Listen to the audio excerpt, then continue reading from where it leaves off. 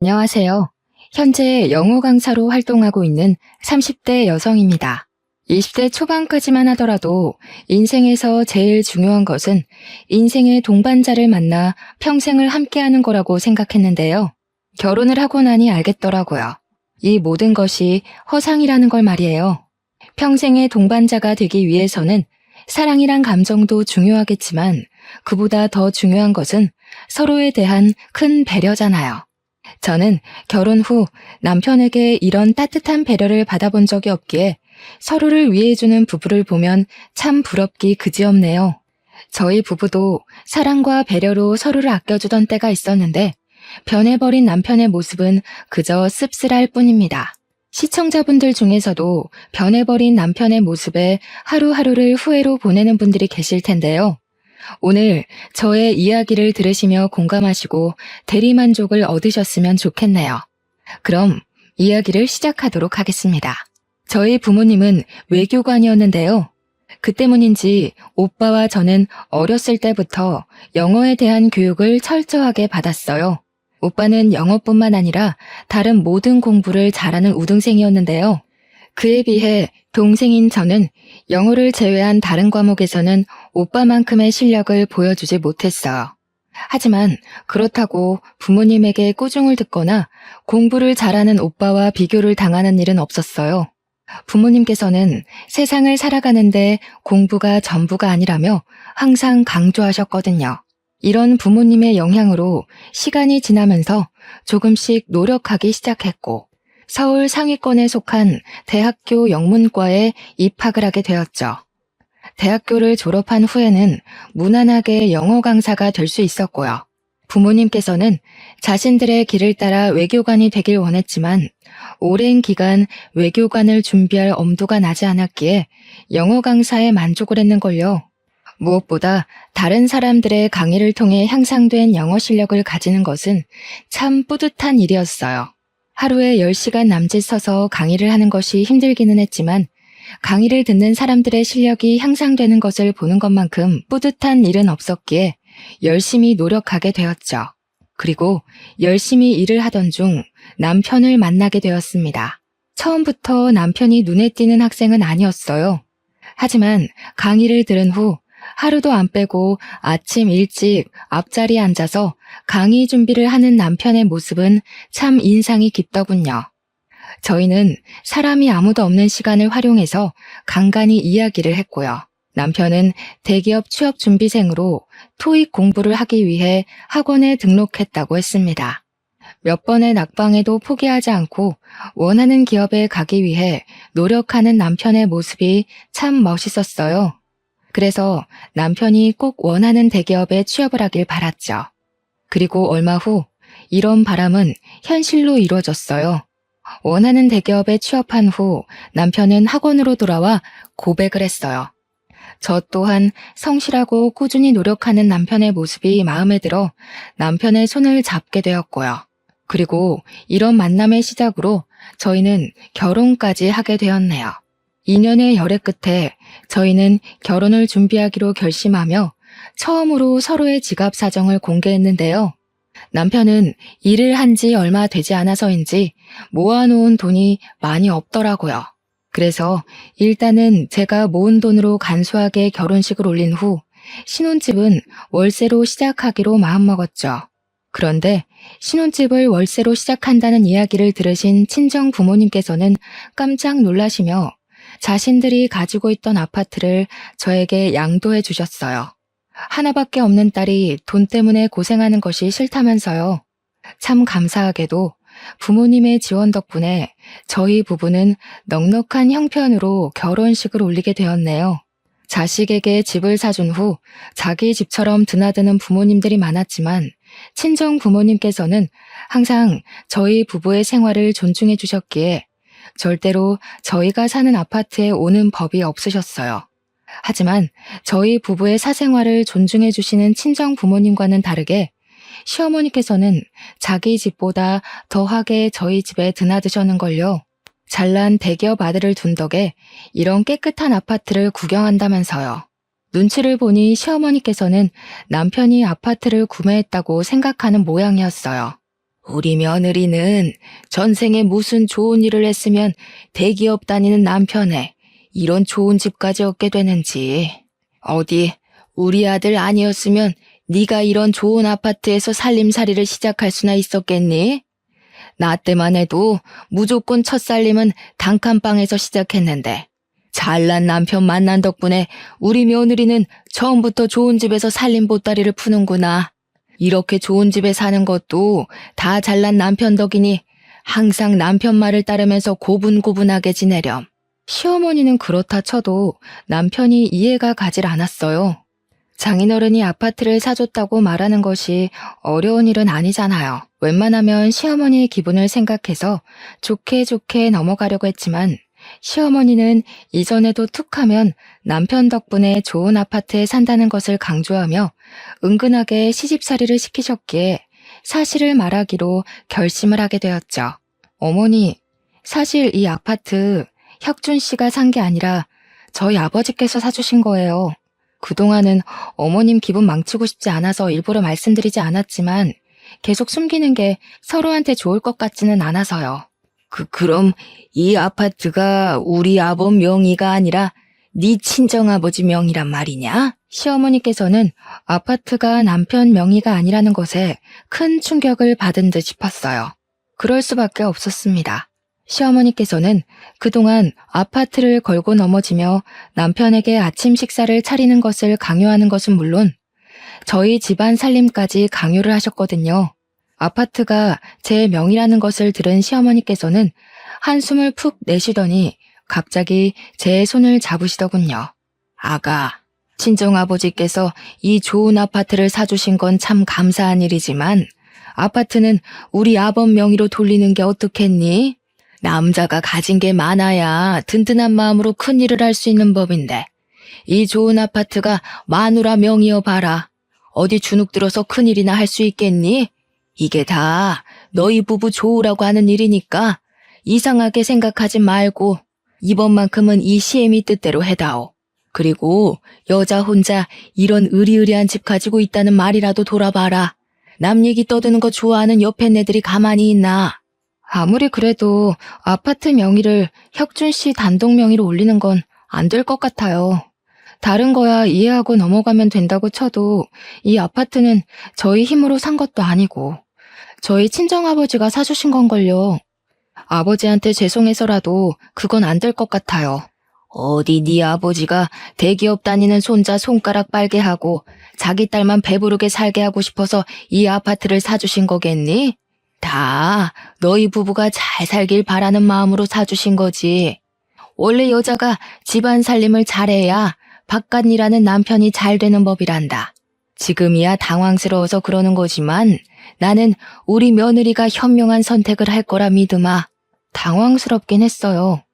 아파트 명의가 아내 명의로 되어 있다고 해서 직장을 잘 다니던 남편이 갑자기 실직을 하는 것도 아니고 그렇다고 갑자기 잘하던 일을 하루아침에 못하게 되는 것도 아니잖아요.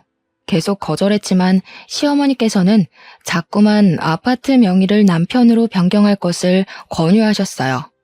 막무가내로 구는 시어머니를 보니 말로 표현할 수 없을 만큼 마음이 불편했습니다.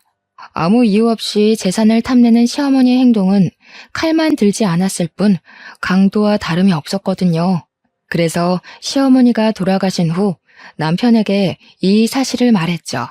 그동안 있었던 일을 듣자 남편은 미안해했어요. 괜한 자신의 자존심 때문에 제가 시어머니에게 시달렸다면서요. 근데 말이야. 사실 이 아파트 말이야. 공동명의로 하면 어떨까? 물론 장인어른이 당신한테 사준 걸 알기는 하지만 어차피 이제는 평생 같이 살 부부 사이인데 집이 당신 명의로만 돼 있는 게 좀 그래서 솔직히 다른 사람들한테 우리 지금 살고 있는 아파트가 당신 명의라고 말하는 것도 조금 창피하고 당신도 알잖아. 사회생활하는 남자들 사이에서 이런 게 얼마나 중요한지. 시어머니와 똑같이 말하는 남편의 모습은 정말 실망스러웠어요. 부드럽게 말하긴 했지만 어찌되었든 본심은 지금 살고 있는 아파트에 자신의 이름을 올리고 싶다는 것이잖아요. 거절을 할 때마다 시어머니와 남편은 돌아가면서 공동 명의로 하자는 말을 했는데요. 다행히 이런 뻔뻔한 행동은 오래가지 못했어요. 저희 아파트에 향해 있던 관심은 모두 도련님이 데려온 예비 동서에게로 향했거든요.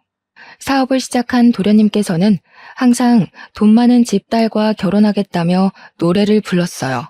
그런데 정작 도련님이 데려온 예비 동서는 돈 많은 집 딸이기는커녕 부모님도 안 계신 고아더라고요.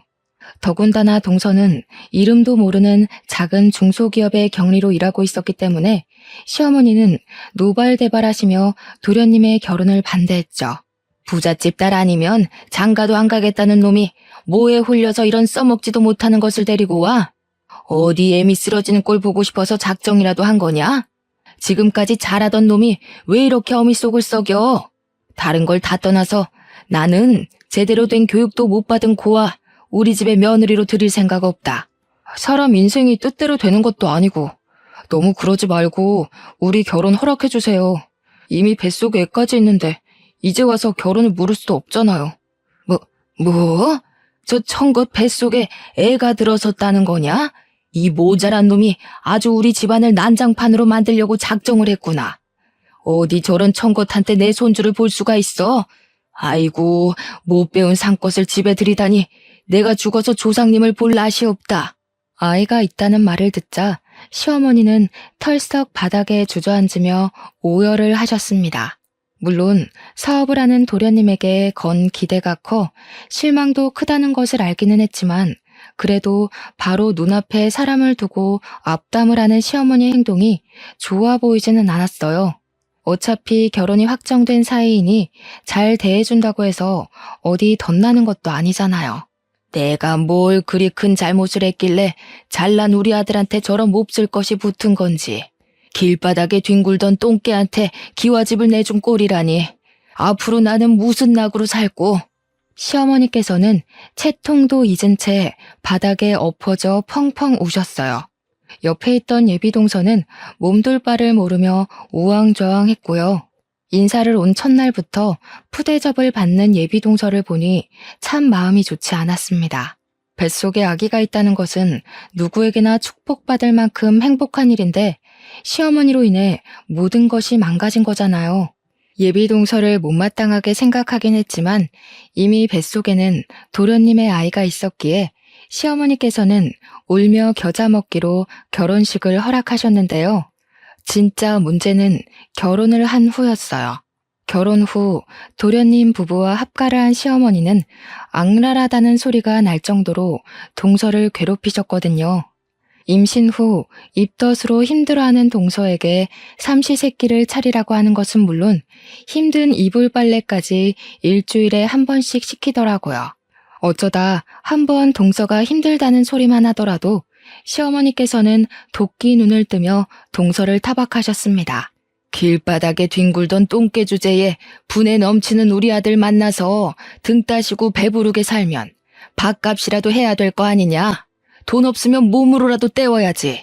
나는 우리 아들한테 도움 하나 안 되는 며느리한테 착한 시엠이 될 생각 없으니 임신했다 핑계대면서 머리 굴릴 생각하지 않는 게 좋을 게다.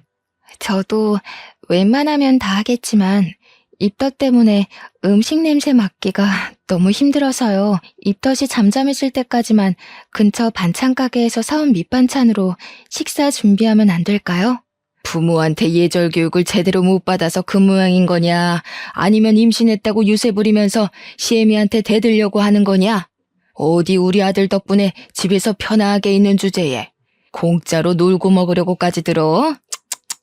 삼신할매도 참 너무하시지.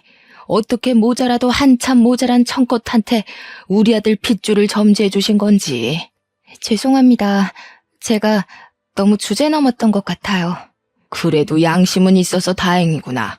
숟가락 하나 안 들고 온 주제에 편하게 지내려고 숟까지 쓰면 어쩌나 걱정했는데 아범이 오늘 꽃게탕 먹고 싶다고 했으니 장에 가서 냉장고에 있는 꽃게 손질부터 해라. 시어머니에게 시달림을 받은 동서를 보니 안타까움이 이루 말할 수가 없더군요. 그래서 일주일에 한 번씩은 꼭 시댁에 방문하게 된 것이죠. 최소한 제가 가면 조금이라도 일손을 거둘 수 있으니까요. 시댁에 갈 때마다 시어머니에게 뱃속의 아이를 위해서라도 동서에게 일을 조금만 시키라고 말씀을 드렸는데요. 아무 소용이 없었습니다. 시어머니께서는 앞에서만 듣는 척을 하고 또 그 다음날이 되면 똑같은 방법으로 동서를 괴롭히셨거든요. 시어머니에게 시달림을 받는 동서를 보니 덜컥 걱정이 됐어요. 몸뿐만 아니라 정신적으로도 스트레스를 많이 받는 상황에서 뱃속의 아이가 편안할 리 없잖아요. 그리고 이런 걱정은 현실로 다가오고 말았네요. 동서의 뱃속에 있던 아이가 하늘나라로 가버리고 만 것이었죠. 시어머니는 동서가 아이를 잃었다는 것을 알자마자 불같이 화를 내셨어요. 시어머니의 눈에는 뱃속에 아이를 잃고 힘들어하는 동서의 모습은 안중에도 없는 듯 보였습니다. 얼마나 몸을 함부로 굴렸으면 뱃속에 애가 떨어져? 임신한 동안 동서 집에만 있었던 건 어머니께서 제일 잘 아시잖아요. 의사가 그러는데 무리한 일을 많이 해서 아이가 자연유산된 것 같다고 하더라고요. 사실 어머니께서 동서한테 집안일을 많이 시킨 건 맞으니까요. 아이고, 대한민국에서 그 정도 집안일 안 하고 사는 가정주부가 어디 있다고 쓸데없는 소리를 짓거리는지. 애 때문에 비싼 돈 들여 유명하다는 병원까지 왔는데 아주 환자 진료도 못하는 돌팔이를 만났구나. 여러 번 말려봤지만 시어머니께서는 아랑곳하지 않고 동서를 향해 모진 말만 내뱉으셨어요. 아무리 의식이 없다고 하지만 동서를 향해 입에 담지도 못할 말을 하시는 시어머니가 참 너무하다는 생각이 들더라고요. 아니다. 오히려 잘 됐어. 어차피 쓸모도 없는 이 청껏을 집에 들인 것도 다 뱃속에 있는 우리 아범 핏줄 때문이었는데 이제 뱃속에 애도 없으니 갈라서기만 하면 되겠구나. 온몸에 소름이 쫙 돋았습니다.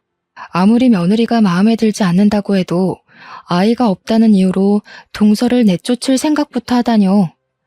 설마 하며 지켜보니 시어머니께서는 바로 도련님에게 전화해 당장 동서와 이혼하라는 말을 남기셨어요. 다행히 도련님의 제지로 이혼을 하지는 않았지만 그 후 시어머니께서는 자신의 뜻대로 되지 않는 모든 일들을 동서 탓으로 돌리며 전보다 더 심하게 동서를 괴롭히셨는데요. 아직 다 아물지도 않은 몸으로 괴롭힘을 당하는 모습을 도저히 지켜볼 수가 없었고 저희 집에 동서를 데리고 오게 되었네요.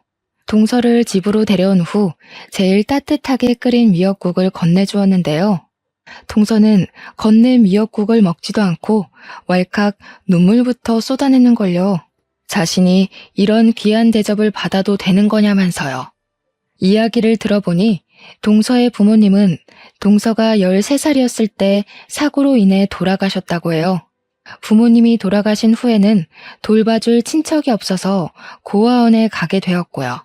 가장 보살핌을 받아야 할 나이에 혼자가 되다니 짠한 마음에 조금이라도 챙겨주고 싶었는걸요. 하지만 남편의 생각은 저와는 조금 다른 것 같았습니다. 저희 집에 있는 동서를 못마땅해 하며 동서가 있는 바로 눈앞에서 눈치를 주었어요. 그래서 남편에게 부탁을 하게 되었네요. 몸조리를 하는 기간만이라도 동서가 마음 편히 쉴 수 있게 도와달라고요. 피 한 방울 안 섞인 남을 집에 들일 정도로 당신이 정 많은 사람인 줄은 미처 몰랐네. 이럴 거면 아예 길거리에서 노숙하는 거지들도 우리 집으로 데리고 와서 공짜로 밥 먹여주고 재워주지 그래? 어차피 당신은 꼭두 새벽부터 돈 벌러 나가는 남편은 신경도 안 쓰잖아. 자꾸 집에 엄한 사람 들여서 짜증나게 할 거면 차라리 지금 하는 일 때려치우고 사회복지사나 하는 게 어때? 적어도 그렇게 되면 집에 검은 머리 짐승은 안 들일 거 아니야. 당신 불편한 건 알지만 조금만 참아주면 안 돼? 동서가 계속 우리 집에 살 것도 아니고 딱 한 달만 집에 있는 거잖아.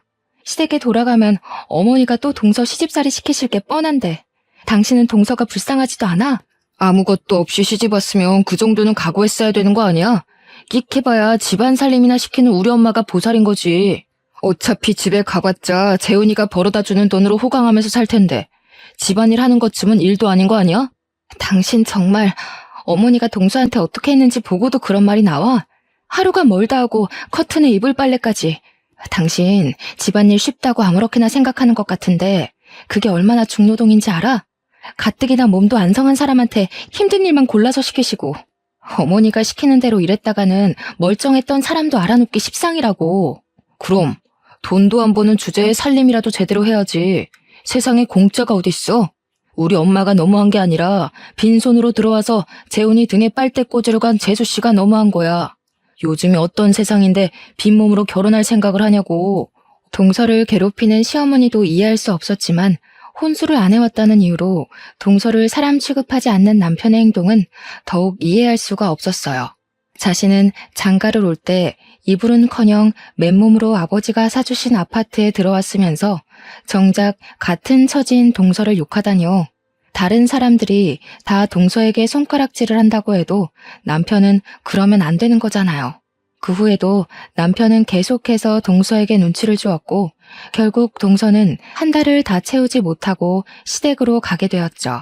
안타까운 마음에 어떻게든 동서를 도와주고 싶었지만 굴뚝 같은 마음과는 달리 더 이상 동서를 도와주지 못하게 되었어요. 학원을 그만두고 전업주부 생활을 시작하게 되었거든요. 결혼 후에도 무조건 맞벌이를 해야 한다는 확고한 남편의 뜻 때문에 어떻게든 참고 일해보려 했지만 몸에 그동안 받았던 스트레스가 쌓여서인지 참을 수가 없더군요.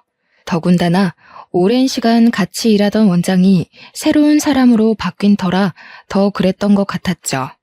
학원 강사들에게 감사한 마음을 갖던 전 원장과는 달리 새로운 원장은 학원에서 일하는 강사들을 그저 돈 버는 수단으로만 생각했거든요. 원장은 학원에 들어온 순간부터 한 사람씩 불러내 강사들에게 불리한 조건으로 작성된 계약서를 내밀었어요. 대부분의 강사들은 말도 안 되는 계약서를 본 순간 바로 학원을 그만두었고요. 저 또한 계약서를 본 순간 학원을 그만두려고 했는데요. 원장은 계약서에 남아있는 기간을 내세우며 발목을 잡았습니다. 학원에서 제일 인지도가 있었던 강사를 적은 금액으로 굴리고 싶었던 거겠죠. 결국 계약서로 인해 발목이 묶여 어쩔 수 없이 일을 하게 되었네요. 강압적으로 구는 원장 때문인지 아니면 같이 일하던 동료들이 없기 때문인지 강의를 하는 것이 전처럼 출근하는 것이 즐겁지 않았어요. 강의를 하는 것도요. 어떻게든 계약서에 적힌 날까지 강의를 하려 노력했지만 이성적인 머리와는 다르게 스트레스로 엉망이 된 몸은 하나둘 망가지기 시작했어요. 어느 순간 뒤를 돌아보니 두통과 복통은 한 몸인 것처럼 따라붙었고요. 참을 수 없는 두통과 미열의 병원을 찾아가자 의사는 스트레스로 온몸에 있는 장기가 부어 충분한 휴식을 취해야 한다고 말을 했는데요. 이 말을 들으니 덜컥 겁이 났어요. 이러다가 정말 위험할 수도 있겠다고 생각을 했거든요. 그래서 원장에게 위약금까지 물어주면서 학원을 그만두게 된 것이었죠. 부모님께서는 그동안 고생했다며 등을 두드려 주었지만 남편은 학원을 그만두었다는 말을 듣자 펄쩍 뛰며 화부터 냈어요. 바로 앞에 부모님이 있는데도 말이에요. 당신 결혼해서도 계속 맞벌이 하겠다고 약속했던 거 잊었어? 내가 누누이 말했지 않나? 나는 남편 돈 받아먹으면서 편하게 사는 가정주부랑 살 생각 죽어도 없다고. 세상에 스트레스 안 받고 일하는 직장인이 몇이나 되겠어?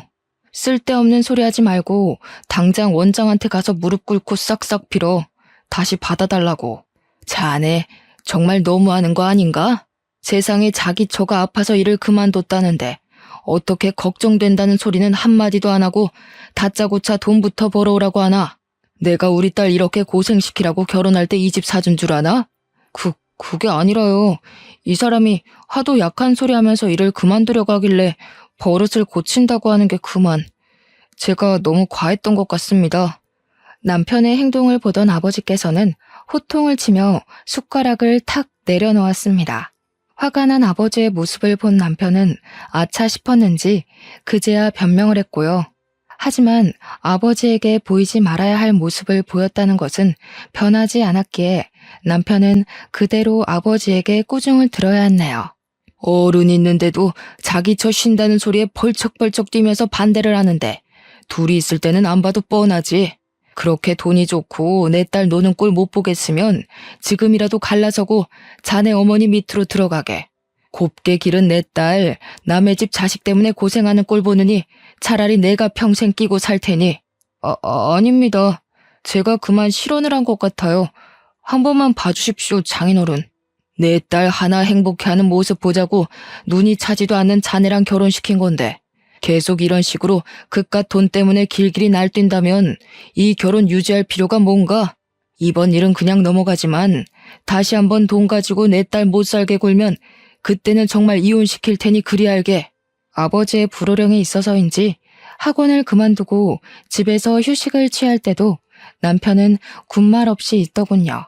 집에서 휴식을 취한 지 한 달이 지나고 다시 일자리를 구하려고 준비를 했는데요. 아버지께서는 자신이 용돈을 줄 테니 더 쉬라고 말씀을 하셨어요. 차마 은퇴하신 아버지에게 용돈을 받았을 수 없어 거절을 하자 아버지께서는 그런 저의 말을 무시하듯 매달 통장으로 100만 원을 보내주셨습니다. 든든하게 뒤를 지키고 있는 부모님이 있다는 것도 다른 사람보다 여유로운 환경에서 마음 놓고 생활할 수 있다는 것도 모든 것이 감사했죠. 용돈을 챙겨주시는 아버지 덕분에 저는 그 후 병원을 오가며 건강에 신경을 쓸 수 있었어요. 모자란 돈은 아파트 아이들의 과외를 해주며 충당을 했고요. 하지만 이런 평온한 나날이 오래 가지는 못했습니다. 아파트 아이들의 과외 수업이 끝난 저녁 동서에게 전화가 걸려왔는데요. 전화를 받으니 동서는 말을 알아들을 수 없을 만큼 울먹거렸어요. 시어머니에게 쫓겨났다면서요. 깜짝 놀라 차를 몰고 가니 시댁 문 앞에는 슬리퍼만 신고 있는 동서가 보였습니다. 추위에 떨고 있는 동서에게 입고 있던 겉옷을 벗어 걸쳐주며 연유를 물었죠. 동서의 입에서 나온 말은 참 기가 찼어요. 시어머니께서는 뜬금없이 동서에게 이혼 서류를 내밀었다고 해요. 동서가 도련님과 이혼하지 않겠다고 말을 하자 시어머니께서는 그 길로 동서를 집 밖으로 쫓아낸 것이고요. 막무가내로 구는 시어머니 행동을 도저히 이해할 수가 없었어요. 아무리 마음에 들지 않는다고 해도 이미 한 가족이 되었는데 마음대로 내쫓을 수 있는 건 아니잖아요. 시어머니에게 전화를 걸어 동서를 들여보내달라고 부탁을 했지만 돌아오는 대답은 동서에 대한 온갖 폭언뿐이었어요. 전혀 말이 통하지 않는 시어머니 때문에 어쩔 수 없이 동서를 저희 집으로 데리고 갈 수밖에 없었습니다. 마침 남편은 출장을 간 상태였기에 참 다행이었죠. 거실에 앉아서 따뜻한 차 한 잔을 들이킨 동서는 갑자기 눈물을 보이더군요. 자신은 분명 빈털터리로 쫓겨날 게 뻔하다면서요. 아니 동서, 그게 무슨 말이야. 빈털터리로 쫓겨나다니. 아무리 어머니라고 해도 잘 살고 있는 사람을 억지로 이혼시킬 수는 없는 법이야. 무슨 연유인지 모르겠지만 내일 내가 어머님하고 잘 말해볼 테니까 너무 걱정하지 말고 있어.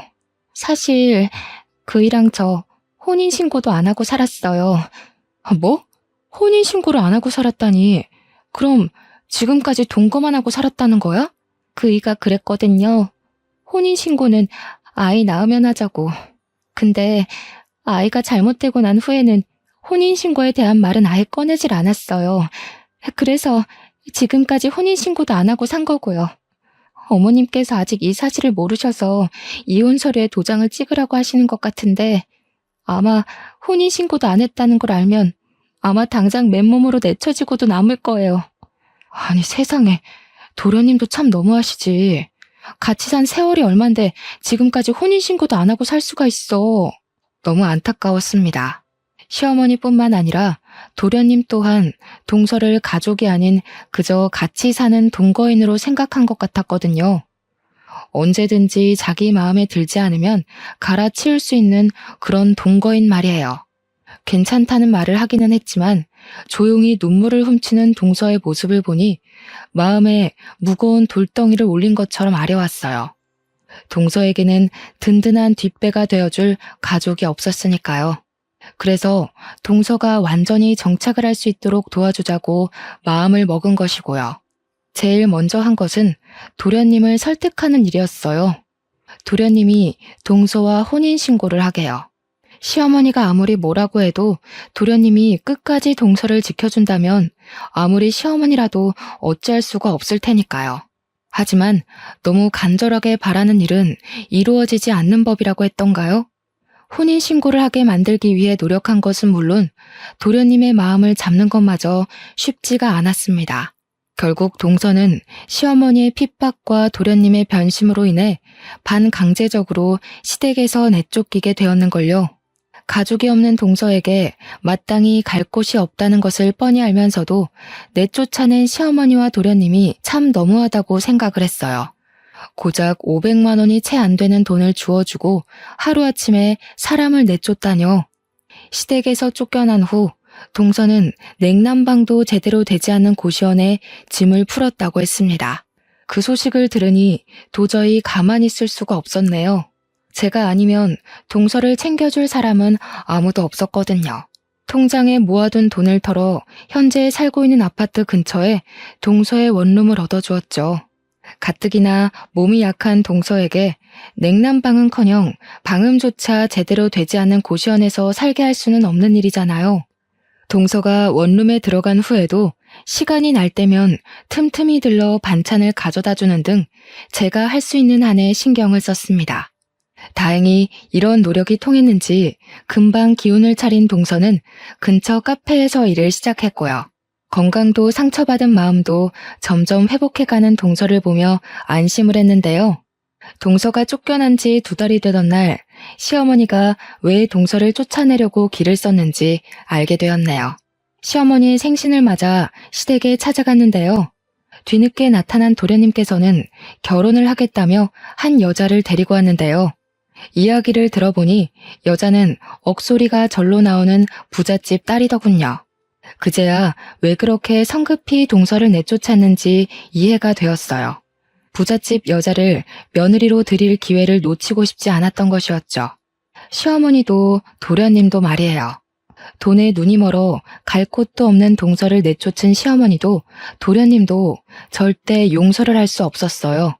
시어머니와 도련님에게 쓴소리를 할 수는 없었지만 도저히 같은 공간에 있을 수가 없었고요. 그래서 남편에게 어렵사리 말을 꺼내게 되었죠. 어머님이랑 도련님 말이야.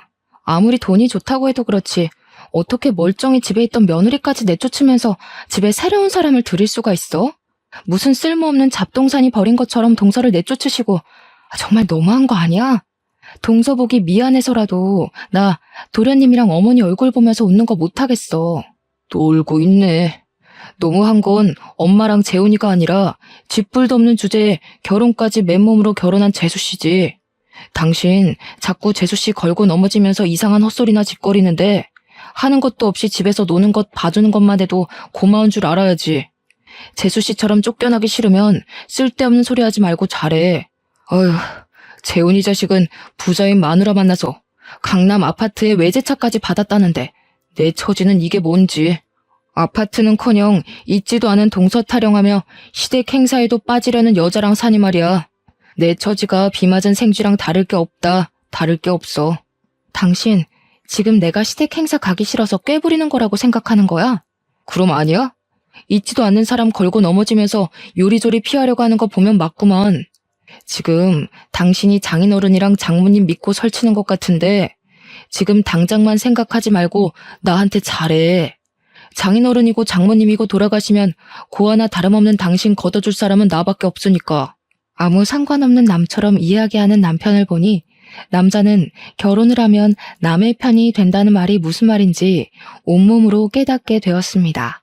다정한 모습 하나만을 보고 결혼했는데 모든 것이 거짓이었던 것이죠. 재혼을 한 도련님은 말 그대로 승승장구를 했어요. 부자인 처가댁의 도움을 받아 넓힌 사업이 그야말로 대박을 터뜨렸거든요. 시간이 지날수록 잘 사는 도련님에 비해 동서는 참 많은 고생을 했네요. 카페 일로는 수입이 일정치 않아 밤에는 식당 종업원 일까지 하며 참 어렵게 살았으니까요. 도련님과는 너무도 다른 동서의 사정에 자꾸만 더 동서를 챙겨주게 되었는데요. 꼬리가 길면 밟힌다는 말처럼 저 또한 실수를 저지르고 말았습니다. 여느 때와 같이 동서의 원룸에 들렀던 날이었어요. 문을 열고 들어가려는 순간 반찬을 들고 있던 팔에 묵직한 압력이 느껴지면서 확 꺾이더군요. 손목을 낚아챈 사람은 다름 아닌 남편이었고요. 남편은 화가 단단히 난 표정으로 저를 몰아붙이기 시작했어요. 뒤늦게 동서가 나오자 굳어있던 남편의 표정은 당혹스러움으로 변했죠. 알고 보니 남편은 수시로 집을 비우는 저의 행동을 다른 남자가 생겼다고 오해를 하고 뒤를 밟은 것이었어요. 다른 남자와 바람을 피운다는 오명은 벗었지만 자신 몰래 돈을 털어 동서를 도와주었다는 것에 남편은 화를 냈어요. 왜 생판 모르는 남에게 1,000만 원이 넘는 큰 돈을 빌려주냐면서요. 아무리 개인적인 돈이라고 해도 남편에게 상의 없이 동서를 도와준 것에 대해서는 잘못을 인정했죠. 남편과 화해를 한 후 다음날 동서의 집을 찾아갔는데요.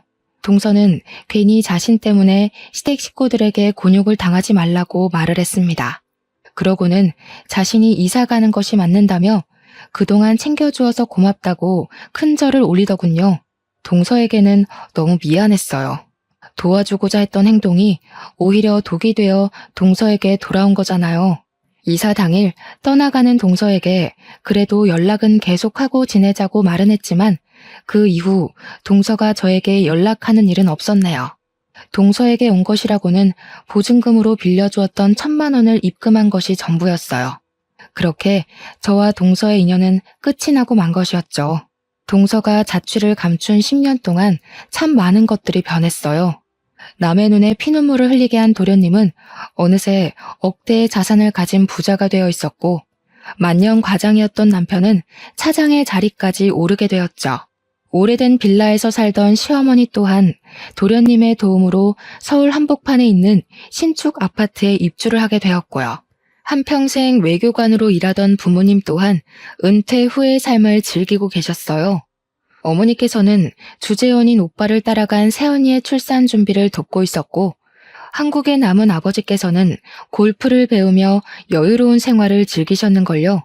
하지만 하늘은 빠르게 찾아온 행복을 시샘하는 것 같았어요. 그러지 않고서는 저에게 가장 큰 기둥이었던 아버지의 건강을 뺏어갔거든요. 갑자기 쓰러진 아버지에게 병원은 뇌졸중 판정을 내렸어요. 불행 중 다행히도 초기에 발견을 했기에 바로 수술을 할 수 있었죠. 생명에 지장은 없었지만 가장 큰 문제는 아버지께서 일상적인 생활을 할 수 있을 때까지 재활치료를 해야 한다는 거였습니다. 남편은 집으로 아버지를 모시고 오는 것을 극구 반대했기에 어쩔 수 없이 친정과 집을 오가며 아버지를 병간호할 수밖에 없었네요. 꾸준한 재활치료를 한 덕분인지 6개월 동안 아버지의 상태는 참 많이 좋아졌어요. 참 다행이었죠. 그런데 남편은 이런 아버지의 상태를 모르는지 뜬금없는 소리를 하더군요. 장인어른 말이야, 아무리 봐도 회복할 기미도 안 보이는데 이왕 이렇게 된 거 힘들게 용쓰지 말고 요양병원이나 보내드리는 게 어때? 당신이야 괜찮다고 하겠지만 다른 가족 생각도 좀 해야지. 언제까지 침이나 질질 흘리는 양반 때문에 시댁 식구들도 나 몰라라 하고 살 거야. 집안 살림하는 것도 시댁 식구들 행사 챙기는 것도 아버지 병간호 핑계대면서 소홀하게 한 적이 없는데 도대체 그게 무슨 말이야? 아버지 재활치료하면서 상태 좋아지셨고 이제 곧 일상생활 할 수 있을 정도로 회복되실 거야. 회복되기는 무슨. 아직 자기 손으로 밥도 제대로 못 드시더구먼. 밥숟가락 들 힘 없으면 그건 끝난 거야. 병원이야 환자 하나 구슬려서 돈 빼먹으려고 입 발린 소리 하는 거 몰라? 차도도 없는 양반한테 신경 쓸 시간 있으면 집에 혼자 있는 우리 엄마한테 가서 말동무나 해드려. 당신은 내가 친정 오가면서 아버지 병간호하는 게 그렇게 꼴보기가 싫어? 그래, 아주 눈꼴 싫어서 죽겠다. 허구한 날 친정에 가 있는데 좋아할 사람이 어디 있어. 결혼한 여자는 출가 외인이라는 말도 몰라? 괜히 쓸데없는 짓거리 하지 말고 이 정도로 경고했으면 장인어른 요양병원에 보내고 와. 어머니가 우리 아버지 같았어도 당신 이렇게 말할 수 있어? 어머니뿐만 아니라 아파서 누워있는 당신한테 내가 요양병원이나 가자는 말 하면 좋겠냐고.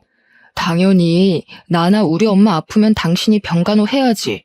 그게 아니면 왜 며느리가 필요한데? 당신 아직도 자기가 1급수에 사는 물고기인 줄 알고 나대는 모양인데 장인어른도 막간마당에 1급수는 무슨. 이혼녀 딱지 달고 쫓겨나고 싶지 않으면 이쯤에서 당장 정리해. 친정아버지는 요양병원에 보내고 시어머니나 자신은 제가 병간호를 해야 한다니 적반하장으로 나오는 남편의 태도에 기가 차다 못해 어이가 없었네요. 친정아버지를 애물단지 취급하는 남편의 모습을 보며 처음으로 이혼을 결심하게 되었습니다. 잘못된 행동을 하는 사람은 고쳐서 살 수 있지만 자신이 이기적인 행동을 하는 사람하고는 같이 살 수가 없었어요. 이기적인 행동은 절대 고칠 수가 없으니까요. 마음을 굳게 먹기는 했지만 가족 없이 혼자서 이혼 준비를 하는 것은 쉽지가 않았어요. 어머니야, 한국으로 와달라 부탁을 하면 오실 수 있었지만 칠삭동이로 나와 위독한 조카로 인해 근심 걱정을 하는 어머니에게 또다시 걱정거리를 얻을 수가 없었습니다. 그래서 이혼 준비를 혼자 하기로 했는데요.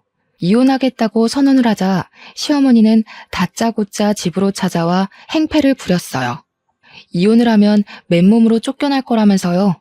아버지가 사주신 아파트를 자신의 것처럼 요구하는 시어머니의 행동은 이루 말할 수 없을 정도로 경멸스러웠습니다. 시어머니에게 씻을 수 없는 모욕을 당한 후 저는 친정에서 지내며 이혼 변호사를 찾아 헤맸어요. 변호사 상담을 하면 할수록 마음은 참 힘들어졌습니다. 마음에 드는 변호사를 찾는 일은 하늘의 별 따기만큼 힘들었거든요. 실력 좋기로 소문난 변호사의 몸값은 감당하기 힘들 정도로 비쌌어요. 그렇다고 동네에서 작은 사무실을 운영하는 변호사를 찾기에는 마음이 편치 않았고요. 결국 이혼을 포기해야 하나라는 고민까지 하게 되었죠. 그런데 마지막 변호사 상담을 받고 나오는 길에 전화 한 통이 걸려왔어요. 전화를 한 사람은 다름 아닌 동서였죠. 만나자는 동서의 말에 뛸 듯이 기뻐 바로 약속을 잡고 말았어요. 동아줄이라고는 보이지 않는 답답한 현실이지만 동서를 만난다면 그래도 숨통이 트일 것 같았거든요. 10년 만에 본 동서의 얼굴은 어쩐지 더 좋아 보였어요. 이야기를 들어보니 동서는 좋은 사람을 만나 재혼을 하고 아이까지 둘이나 낳았다고 하더라고요. 행복하다는 동서의 말에 기쁘기도 했지만 동시에 씁쓸하기도 했네요. 잘 살고 있는 동서와 고통받고 있는 저의 모습이 너무 비교가 되었으니까요. 저도 모르게 눈물을 보이자 동서는 깜짝 놀라며 손수건을 건네주었어요. 가슴에 있던 걱정거리와 고민을 털어놓자 동서는 제 손을 맞잡아 왔습니다. 형님, 이제부터는 제가 도와드릴 테니 아무 걱정하지 말고 저만 믿으세요. 동서가 무슨 수로? 그동안 부자 남편이라도 만난 거야? 남편 도움받을 거면 이렇게 큰 소리 못 치죠. 그리고 형님 일인데 어떻게 다른 사람한테 맡길 수 있겠어요. 제가 직접 나서야죠. 의아해하고 있자 동서는 지갑에서 명함 한 장을 꺼내 건네주었어요. 명함을 본 후 깜짝 놀랐습니다. 동서는 유명 로펌의 변호사가 되어 있었거든요. 아무리 10년이면 강산이 변한다고 해도 아무런 도움 없이 변호사가 되다니 놀라지 않을 수가 없었죠. 한 번 사는 인생인데 부모 없는 고아라는 이유로 쫓겨나고 보니 참 서럽더라고요. 형님한테 도움만 받는 제 모습을 보는 것도 너무 초라했고요. 그래서 이사간 후부터 이악 물고 공부했어요. 가진 거라고는 쥐뿔도 없는 제가 할 수 있는 건 스스로가 공부해서 몸값을 올리는 일밖에 없잖아요. 변호사가 된 후에는 일 때문에 치여서 너무 힘들었는데 지금 보니 참 다행이네요. 항상 형님한테 신세만 지던 제가 이렇게 형님한테 도움이 될 수 있으니 말이에요. 10년 동안 제자리인 저와 다르게 자기 인생을 개척하기 위해 노력한 동서의 모습이 참 멋있어 보이더군요. 동시에 아무 노력도 안 하고 현실에 안주한 스스로는 너무 초라해 보였고요. 자책하고 있자 동서는 힘을 낼 수 있게 수많은 격려와 응원을 해주었어요. 옆을 지키고 있는 동서 덕분에 저는 다시 힘을 낼 수 있었죠. 그렇게 저는 동서의 도움으로 남편을 상대로 이혼 소송을 시작하게 되었는데요. 동서가 힘을 써준 덕분인지 저는 남편을 상대로 승소를 했을 뿐만 아니라 5천만 원의 위자료까지 받을 수 있었네요. 물론 남편에게 받은 모욕에 비하면 턱없이 적은 금액이었지만 이기적인 남편과 시댁 식구들에게서 벗어났다는 것만으로도 가슴이 벅차는걸요. 하지만 이 결과에 승복하지 못한 사람이 딱 한 명 있었어요. 바로 시어머니였죠. 시어머니께서는 허구한 날 아파트로 찾아와 시끄럽게 괴롭히셨습니다. 어디 이혼녀 주제에 아파트까지 꿀꺽 삼키러 들어? 우리 아들한테 5천만 원까지 뜯어간 주제에 지엠이 미국에 갔다고 양심까지 팔아먹은 게냐? 시어머니가 행패를 부릴 때 가장 큰 도움이 된 것은 동서였어요. 10년 전과 다르게 단단해진 동서는 시어머니 앞에 서서 당당하게 맞섰고요. 남의 거에 눈독 들이는 버릇은 예나 지금이나 여전하시네요. 먼저 잘못한 사람은 따로 있는데 왜 형님이 아파트를 아주버님한테 드려야 하는데요? 자꾸 이런 식으로 나오시면 저도 더 이상 못 참아요. 이 썩을 것이 부모도 없는 네가 못 참으면 어쩔 거냐? 너 같은 거 한 트럭을 가지고 와봐라. 내가 눈 하나 깜짝하나. 어머니, 그새 더 늙으셨나 봐요. 10년이면 강산도 변한다던데. 어머님 눈에는 아직도 제가 돈에 눈먼 시모 때문에 쫓겨난 여자로 보이나 본데 말년에 콩밥 드시고 싶지 않으시면 가만히 계세요. 아주버님한테 형님도 떼드렸는데 어머니라고 못 떼드릴 건 없죠. 이게 뭘 믿고 감히 시애미한테. 말은 바로 하셔야죠. 시애미라뇨. 제가 언제 그 집 며느리였던 적이나 있나요? 말도 안 통하는 사람이랑 입씨름하고 싶지 않으니까 어디 계속 행패 부려보세요. 어차피 법원에서 만나면 끝이니까. 동서는 시어머니한테 변호사 명함을 내밀었어요.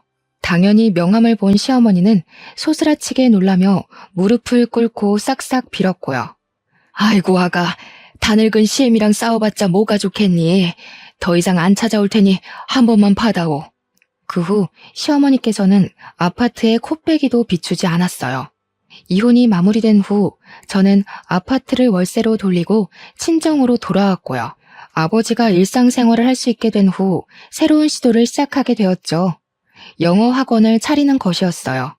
영어 학원을 차리기 전 겁이 나기도 했지만 그럴 때마다 동서는 저를 격려해 주었고 진심 어린 동서의 격려에 힘을 내어 영어 학원을 차릴 수 있게 되었네요. 그리고 현재 완치를 하신 아버지께서는 어머니를 따라 오빠가 있는 곳으로 나간 상태예요. 저는 넘쳐나는 수강생들로 인해 비행기를 타기는커녕 매일같이 야근을 하고 있지만 그럼에도 많은 사람들에게 도움이 될 수 있다는 것에 만족을 하며 보람차게 일을 하고 있습니다. 여전히 동서와는 친자매처럼 가깝게 지내고 있고요. 그리고 동서에게 전해 듣기로 이번에 맞은 이혼 소송 상대의 남편이 바로 도련님이었다고 해요. 법정에서 상대 변호사로 동서를 만난 도련님은 졌다고 하는데요. 바람을 피운 도련님은 땡전 한 푼 없이 이혼을 당했다고 하네요. 도련님의 이혼 후 시댁 식구들은 다시 낡은 빌라로 이사를 갔고요. 동서는 자신을 도와준 제게 항상 감사하다고 하지만 오히려 그 반대예요. 동서는 제가 가장 힘든 순간 넘어지지 않고 앞으로 나갈 수 있게 도와준 사람이거든요. 지긋지긋했던 결혼 생활을 끝내고 보니 하나 알게 된 것이 있습니다. 이혼을 한다고 해서 인생이 끝나지 않는다는 것이에요. 사연을 시청하시는 분들 중에서도 힘든 결혼 생활 때문에 힘들어 하시는 분들이 계실 텐데요. 망설임 마시고 꼭 이혼을 하고 새 삶을 살았으면 좋겠어요. 모자란 사람에게 구박을 받으며 시간을 낭비하기에 여러분의 인생은 너무 소중하잖아요. 그럼 지금까지 저의 이야기를 들어주신 시청자분들께 감사의 말씀 올리며 이만 물러나도록 하겠습니다. 사연을 시청해주신 여러분 모두 행복한 삶을 살길 바랄게요. 감사합니다.